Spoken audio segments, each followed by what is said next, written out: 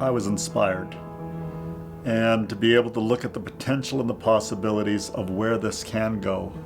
And just as Tom, just his passion in his heart, to be able to see the entire education system around the world being changed. So I think that I was just filled with joy. I was smiling.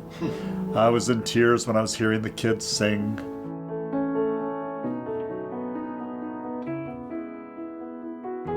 You know, just moved in a very significant way. Feeling like, I think, in contrast and comparison, even the things that you identified. I think a lot of our schools are run more like prisons or military camps.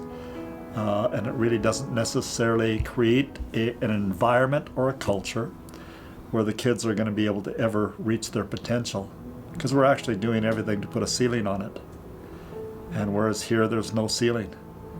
So whether we say no ceiling or working under an open heaven, but I feel like the dynamics of what I've heard and what I've read just in the book of Whether Becoming Imaginal, I'm seeing it put into practice. And, you know, I felt like I would anyway. I had the expectation of that. I was already sold. But to be able to be here and seeing it is so inspiring. Because I had one friend talk to me, he said, this is what we're learning in university.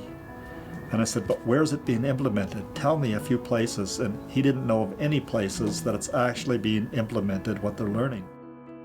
Yeah. What's the best part of grade 1? My favorite thing is learning.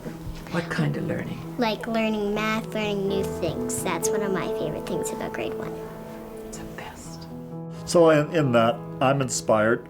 And systems all over time, they're like wineskins. They need to be changed all the time. But my heart would be, I think it has to change in the education system first. It has to change in the next generation. My hope for change globally is always with the next generation. And if we're able to change their thinking to begin with, or in one sense, they change their own, but inspired for the change of what can take place is phenomenal on every level.